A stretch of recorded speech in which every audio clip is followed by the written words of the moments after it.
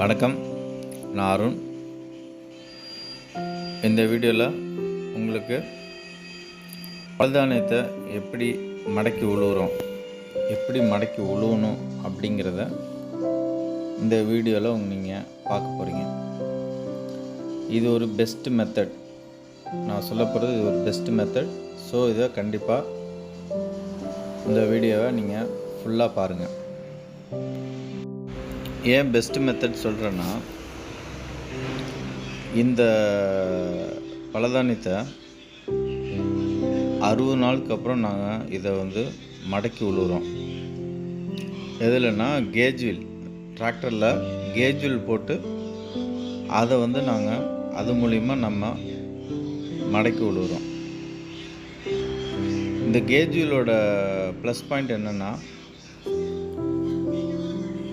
இந்த இலைத்தலைகள் பூ எல்லாமே இந்த கேஜ் வீல் என்ன பண்ணுன்னா, நல்லா ஒரு அரை அடி ஆழத்துக்கு மண்ணுக்குள்ளே போட்டு மிக்ஸ் பண்ணிடும். ஸோ அதுதான் பெரிய ப்ளஸ்னால் அதுதான். ஸோ இப்படி மண்ணுக்குள்ளே நம்ம மிக்ஸ் பண்ணும்போது ஒரு 15 டேஸில் அது நல்லா ஓரளவுக்கு மக்கியிருக்கும். அந்த மக்கியிருக்கிறத சாப்பிட்றதுக்கு கீழே இருக்கிற மண்புழு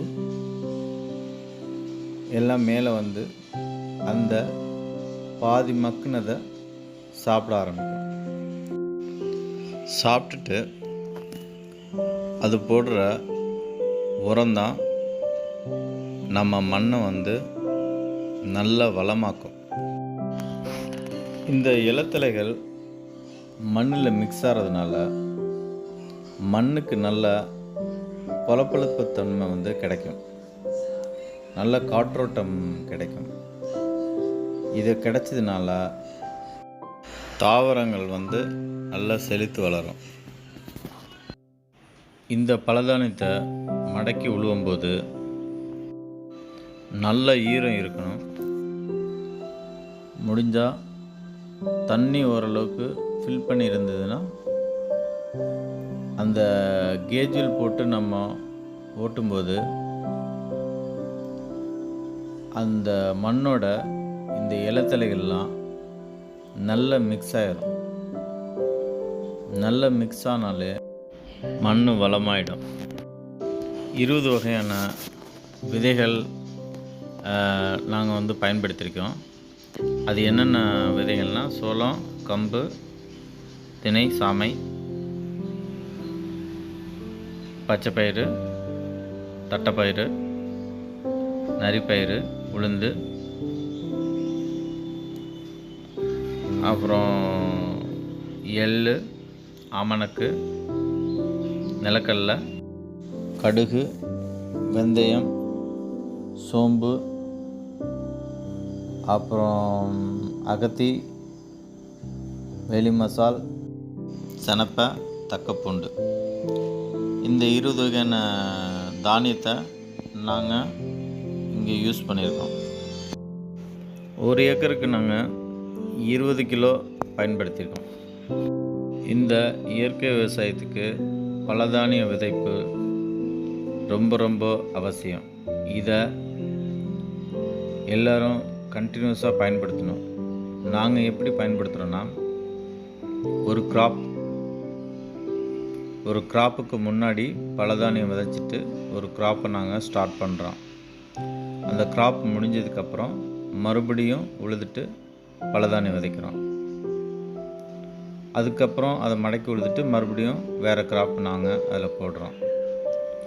ஸோ இது நாங்கள் ஆல்டர்னேட்டிவாக நாங்கள் பண்ணிக்கிட்டே இருக்கோம். ஸோ அப்போது மண் கண்டினியூஸாக வளமாயிட்டே இருக்குது.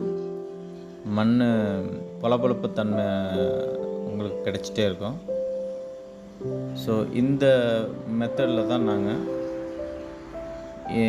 இந்த இயற்கை விவசாயம் நாங்கள் பண்ணிகிட்ருக்கோம்.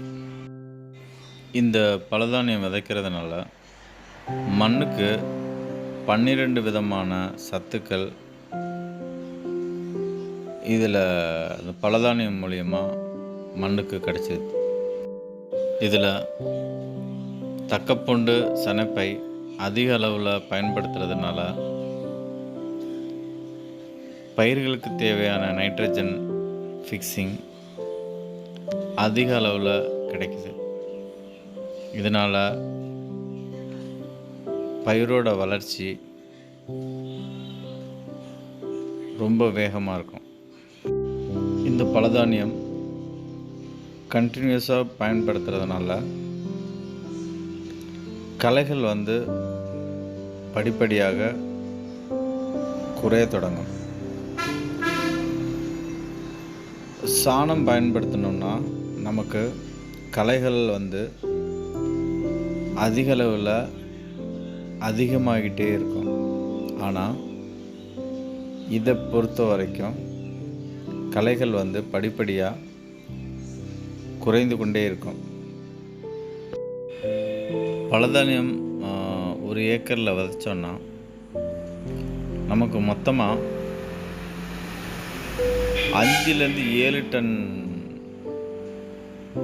இலதலைகள் நமக்கு கிடைக்கும். பலதானிய விதைப்பு இல்லாமல் நம்மளால் இயற்கை விவசாயம் செய்வது மிக மிக கடினம். ஸோ எல்லாரும் கிராப் தொடங்குவதற்கு முன்னர் இந்த பலதானியம் விதைத்து மடக்கி உழுது பின்பு இந்த விவசாயத்தை தொடங்கவும். மண்ணில் உள்ள மலட்டுத்தன்மையை கொஞ்சம் கொஞ்சமாக இது குறைத்து கொண்டே வரும். மண்ணில் உள்ள நுண்ணுயிர்களை படிப்படியாக உயர்த்து கொண்டே இருக்கும். இந்த வீடியோ உங்களுக்கு பிடிச்சிருந்ததுன்னா லைக் பண்ணுங்கள், ஷேர் பண்ணுங்கள், கமெண்ட் பண்ணுங்கள் அண்ட் சப்ஸ்கிரைப் பண்ணுங்கள்.